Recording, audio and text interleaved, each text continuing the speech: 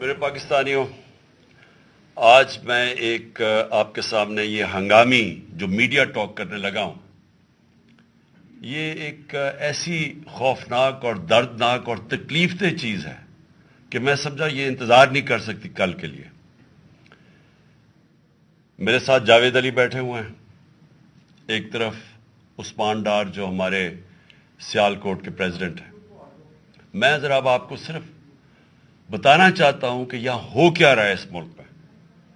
میں اپنی قوم کو آگاہ کرنا چاہتا ہوں کہ پاکستان کو کس طرح ایک بنانا ریپبلک بنا دیا گیا ہے۔ نہ یہاں کوئی قانون کی فکر ہے طاقتور کو، نہ ان کو فکر ہے اپنے آئین کی۔ ہمارا جو آئین ہے اس کا آرٹیکل 14 وہ واضح طور پہ کہتا ہے کہ ہر انسان کی عزت کی حفاظت کی جائے گی، ہر انسان کی ڈگنیٹی کو پروٹیکٹ کیا جائے گا۔ یہ ہمارا آئین ہمیں حق دیتا ہے۔ لیکن جو یہ جاوید علی سے ہوا، یہ میں اس کے منہ سے آپ کو سننا چاہیے کہ اس انسان سے ہوا کیا، اور میں اس کے بعد آپ کو بتاؤں گا یہ جب ختم کر دیں گے کہ یہ جاوید علی تو ایک آدمی ہے جو سامنے آ گیا ہے۔ یہاں اتنے لوگوں کو انہوں نے، جب سے ہماری گورنمنٹ گئی ہے، اس طرح کے بیان دلوانے کی کوشش کی کہ یا ہمارے M Ps M N As جو تکڑے وزیر ہیں ان کے خلاف دو، یا ان کے اوپر ویڈیو فلم بنا دو، یا بلیک میل کرنے کے لیے ان کی کوئی آڈیو ٹیپس کر دو، یا ان کے اوپر کوئی کرپشن کے کیسز بنا دو اور بلیک میل کرنے کے لیے۔ صرف ایک ان کا مقصد ہے کہ کسی طرح تحریک انصاف اور عمران خان کو کمزور کر کے ان چوروں کو پھر سے الیکشن جتا دیا جائے۔ اب میں جاوید علی کی انٹروڈکشن کروا دوں۔ ان کو عثمان ڈار نے، جو کلاس 4 ہوتی ہے، جو کلاس 4 کی نوکری ہوتی ہے، وہ نوکری دلوائی سیالکوٹ میں۔ یہ خود بتائیں گے کہ ان کی نوکری ایک چوکیدار تھے، چوکیدار کی نوکری تھی۔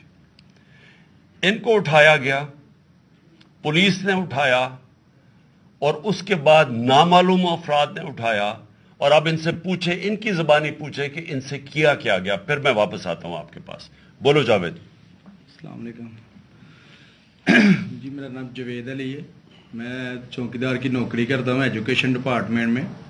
تو مجھے ادھر بلایا جاتا ہے کال کر کے کہ آپ آئیں ادھر اور آپ سیلری اپلائی کریں اور آپ کو جو ہے نا آپ کی سیلری ملے۔ میں ادھر گیا ہوں اور مجھے ادھر صبح 11 بجے سے لے کے تقریباً 3-3:30 بجے تک بٹھایا جاتا ہے۔ آپ بیٹھو، کرتے ہیں تقریباً ادھر 4 بجے کے قریب 7-8 پولیس والے آتے ہیں۔ وہ ادھر سے مجھے پہلے ہاتھ کڑی لگاتے ہیں، بعد میں میرے آنکھوں پہ اوپر شرٹ باندھتے ہیں اور اوپر چولا ڈال لیتے ہیں کہ جیسے میں کوئی دہشت گرد ہوں، ٹھیک ہے۔ ادھر سے مجھے پرائیویٹ گاڑی میں اٹھاتے ہیں اور لے جاتے ہیں نامعلوم جگہ پہ۔ ادھر جا کے میرے اوپر مارک چڑھا ہوتا ہے، آنکھیں باندھی ہوتی ہیں، تقریباً 7-8 بندے ہوتے ہیں وہ جو مجھے جاتے فرش پہ لٹا دیتے ہیں اور مارنا شروع کر دیتے ہیں کہ تم نے، عثمان ڈار نے تم سے کتنے پیسے لیے نوکری دلوانے کے لیے۔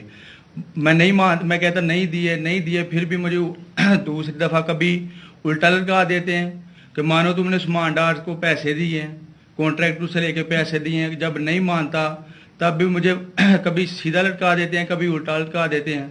اور بعد میں جب میرے مثلاً کہ کبھی اینٹ میرے نازک ہی سنتے ہیں کہ مانو تم کانٹریکٹر سے پیسے لے کے عثمان ڈار کو دیتے ہو، کپڑے اتارتے ہیں، بتاؤ۔ بعد میں مجھے ننگا کرتے ہیں، کپڑے اتار کے ادھر فرش پہ بٹھا دیتے ہیں کہ مانو تم نے عثمان ڈار کو پیسے دیے ہیں۔ جب نہیں مانتا تو پھر ادھر سے کہتے ہیں کہ ایک ڈالا بھیجو، اس کی بیوی کو اٹھاؤ، اس کے بچے کو اٹھاؤ اور ادھر اس کو لا کر اس کو برہنہ کرو، اس کی ویڈیو بناؤ، فیس بک پہ ڈالو اور بلیک میل کرو۔ تب ادھر سے جا کے جب میری فیملی آئی تب میں ادھر سے ٹوٹا، ان کے آگے رویا کہ اب آپ بتائیں کہ میں نے کیا کرنا ہے۔ اس نے کہا کہ آپ 134 کے بیان دیں اور یہ کمنٹ میرے کہہ رہے ہیں کہ آپ نے یہ پیسے ٹھیکیداروں سے لے کے عثمان ڈار کو دی۔ یہ بتائیں آپ کہ کوئی یہ سب چپ ہو جاتے تھے جب کوئی آتا تھا ایک آدمی؟ جب میری تو آنکھیں باندھی ہوتی تھی، ٹھیک، اس وقت جب کوئی آتا تھا ادھر، کوئی افسر آتا تھا، یہ کہتے تھے کہ بڑے صاحب آ گئے ہیں اور سب سائلنٹ ہو جاتے تھے۔ جب وہ آتا تھا سب سائلنٹ تھا، اب ٹھیک ہے لگے رہو، کرتے جاؤ، لگے رہو، یہ بات. میں اب آپ کے سامنے یہ جو جاوید علی نے بات رکھی، یہ ہر طرح ہم کنفرم کر سکتے ہیں. قرآن کے اوپر ہاتھ رکھنے کے لیے میرے سامنے تیار تھے. یہ عثمان ڈار کو پھنسانے کے لیے، اس کو کرپشن کیسز میں لانے کے لیے، یہ ساری چیز، یہ جو اس سے 164 کا بیان دلوایا گیا، اور پھر بیوی بچوں کو ساتھ والے کمرے میں لا کے ان کو کہا کہ اس کو ننگا کریں گے. یہ سیدھی بات بتائے، بیوی کو کہا کہ اس کو ننگا کر کے اس کی تصویریں بنائیں گے اور پھر فیس بک پہ چلائیں گے. میں آج اپنی بڑے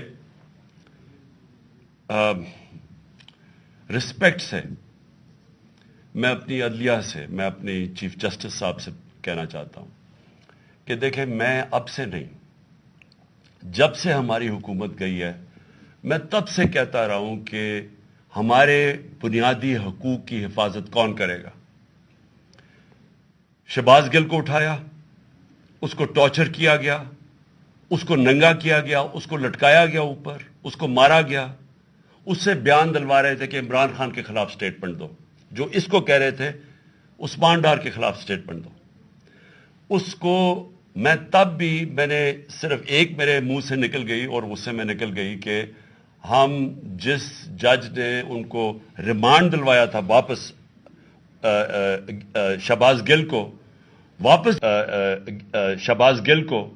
واپس جیل میں، جب وہ ٹارچر ہوا تھا، تو میں نے کہا قانونی کارروائی کریں گے. میرے اوپر کنٹیمپٹ نوٹس کیا گیا، لیکن کسی نے ایک کسٹوڈیل ٹارچر ساری دنیا کے اندر منع ہے، کسٹوڈیل ٹارچر کے اوپر کچھ نہیں ہوا. پھر اعظم سواتی کو اٹھایا گیا اور ساری قوم کے سامنے جو اعظم سواتی نے اپنے زبان سے بتایا کہ اسے کیا گیا، ایک ٹویٹ کے اوپر، اس کا صرف ایک ٹویٹ کر دی تھی اس نے کہ NRO2 باجوہ نے دیا، جو سب قوم جانتی ہے. اس کے اوپر جو اس سے کیا گیا، پھر ویڈیو بھیجی گئی اس کی بیوی اور اس کی بیٹی کو. ایسی چیزیں اس ملک کی تاریخ میں کبھی نہیں ہوئی، یا میں تو نہیں کبھی سنی تھی ایسی چیزیں. شاید دہشت گردوں سے ہوتی ہوں، شاید کوئی باہر کے جاسوسوں سے ہوتی ہو، غداروں سے، لیکن اپنے شہریوں کو اس طرح کرنا اس ملک کی تاریخ میں کبھی نہیں ہوا. میں نے جب مجھے گولیاں لگی، میں نے تب چیف جسٹس صاحب کو پہلے مخاطب ہوا. میں نے کہا دیکھیں، جنہوں نے مجھے یہ قتل کرنے کی کوشش کیا وہ سارے اقتدار میں بیٹھے ہوئے ہیں. اس میں یہ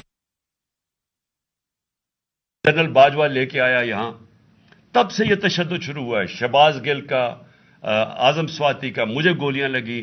یہ جو داستان آپ سن رہے ہیں، سوشل میڈیا کے بچوں سے پوچھیں، جب سے یہ آدمی آئے ان سے اٹھ کے کیا ہوا. ان کو بند کمروں میں کپڑے اتارے گئے، ذلیل کیا گیا. ایک ماں باپ نے مجھے کال کی، انہوں نے کہا ابھی تک ان کا بیٹا نارمل نہیں ہوا. اس سے اوپر اتنا تشدد کیا کہ وہ ابھی تک نارمل نہیں ہوا. اور میں ان کو کہا، جس طرح اس کو جاوید کو کہا میں نے، سامنے آؤ. سب ڈرتے ہیں، نامعلوم افراد سے سب ڈرتے ہیں، اور کوئی کسی قسم کی پروٹیکشن کسی کو نہیں ہے، کیونکہ یہ قانون کے اوپر ہے، یہ جو مرضی کر لیں، کوئی ان کو بچانے والا نہیں ہے.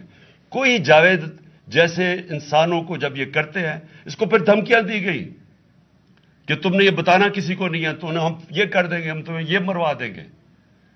تو یہ اس ملک کی، ہمارے پاس تو ایک ہی راستہ ہے. اور مجھے پتا ہے کہ عدلیہ کے اوپر پورا اٹیک ہے، یہ مافیا کا. یہ پولیٹیشین نہیں ہے، یہ مافیا ہے جو ٹیپیں بناتا ہے ججز کی، جو ہر قسم کی بلیک میل کرتا ہے. انٹیریئر منسٹر ٹیپ چلا رہا ہے کسی کی، یہ بالکل غیر قانونی چیز ہے. وہ جج کی ٹیپ چلا رہا ہے، وہ اس کی مریم وہ ٹیپ چلا رہی ہے کسی ارشد ملک جج کی، کبھی ثاقب نثار کی ٹیپ چل رہی ہے. یہ کسی مہذب معاشرے میں یہ چیزیں نہیں ہوتی.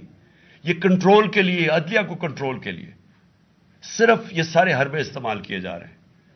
میں آج اس پلیٹ فارم سے اپنے چیف جسٹس اور اپنی ہائر جوڈیشری کو، امید تو صرف آپ سے رہ گئی ہے. اس وقت جو جس طرح کا ظلم کیا جا رہا ہے، یہ نامعلوم افراد جو کر رہے ہیں اس ملک کے ساتھ، اور خاص طور یہ کیسے ہو سکتا ہے کہ میری جو ساری جے آئی ٹی کی رپورٹ تھی جو انہوں نے فورینسک ایویڈنس جمع کی ہوئی تھی وہ ساری ختم کر دی ہے. ان 4 آفیسرز کو پھر اوپر بٹھا دیا جن کے اوپر پروسیکیوٹر جنرل نے کہا تھا کہ انہوں نے میری جے آئی ٹی کی ایویڈنس سیبوٹاج کرنے کی کوشش کی. اس نے ٹیررزم کورٹ کو بتایا ہے, ان کو واپس لا کے اوپر بٹھا دیا ہے. یعنی اس سے انصاف ملے گا؟ ساری ایویڈنس ختم کر دی ہے. تو ہمیں کدھر جائیں گے ہم؟ میری ریکویسٹ ہے چیف جسٹس صاحب, یہ جاوید علی کی اس کے اوپر سوٹ موٹو ایکشن لیں, پتہ چلائیں کہ یہ کون لوگ ہیں. اور اوپر سے اس نے نامعلوم افراد نے اس نے سنا کہتے ہوئے کہ پولیس کے اوپر سارا الزام لگانا, پولیس کو پنچنگ بیگ بنانا اور کچھ نہ کہنا, نہیں تو ہم تمہیں یہ کر دیں گے, مار دیں گے. دیکھیں جی, وقت آ گیا ہے. میں اپنی جوڈیشری سے یہ کہنا چاہتا ہوں کہ یہ جو بھی آپ کا سب سے بڑی جوڈیشری کی سب سے بڑی ذمہ داری ہمارے بنیادی حقوق کی حفاظت کرنا ہے. یہاں جس طرح یہ رجیم چینج کے بعد جس طرح بنیادی حقوق ختم کیے گئے ہیں, لوگوں کو لاوارث چھوڑ دیا ہے, سمجھ نہیں ہے لوگ جائیں کدھر انصاف کے لیے. ہم نے ایک پرامن احتجاج جیل بھرو تحریک شروع کی. جو لوگوں کو اٹھا کے لے کے جا رہے ہیں, ان کو کپڑے نہیں دے رہے ہیں, ان کو دور دور لے گئے ہیں, کسی کو اٹک ڈرانے دھمکانے سے خوف پھیلا رہے ہیں. ایک طرف ایک پرامن احتجاج تاکہ ملک میں نقصان نہ پہنچے. اب ہماری قوم آگے مشکل میں ہے, مہنگائی میں ڈوب گئی. کبھی پاکستان کی تاریخ میں 41% مہنگائی انفلیشن نہیں ہوئی. چھوڑ کے گئے تھے 12% تھی, آج 41% ہے.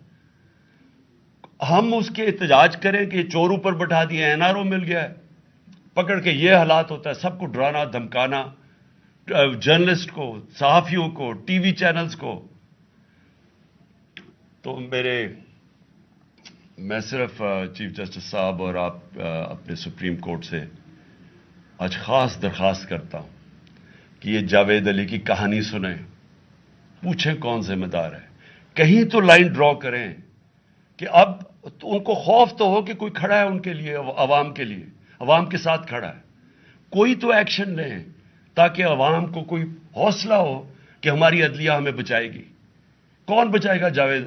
سوچیں کہ بیوی بچوں کو ساتھ والے کمرے میں جا کے کہتے ہیں اب اس کو ننگا کر کے ہم اس کی تصویریں بنائیں گے. یہ کون سے معاشرے میں ہوتا ہے؟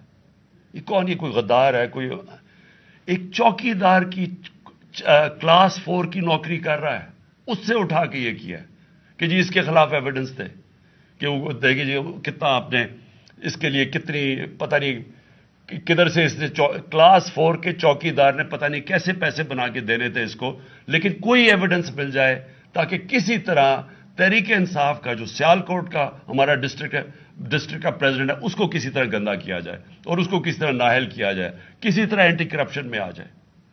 اور یہ ہے پنجاب کی جو انہوں نے کیئر ٹیکر گورنمنٹ, یہ جو ایک بددیانت دار ایک میں اس کا نام مجھے سمجھ نہیں آتا کہ ایسا گھٹیا چیف الیکشن کمیشنر اس ملک کی تاریخ میں نہیں آیا کہ شرم نہیں آئی کہ نیوٹرل کیئر ٹیکر یہ حرکتیں کرتا ہے.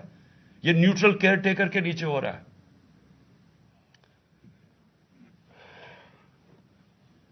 بہت بہت شکریہ.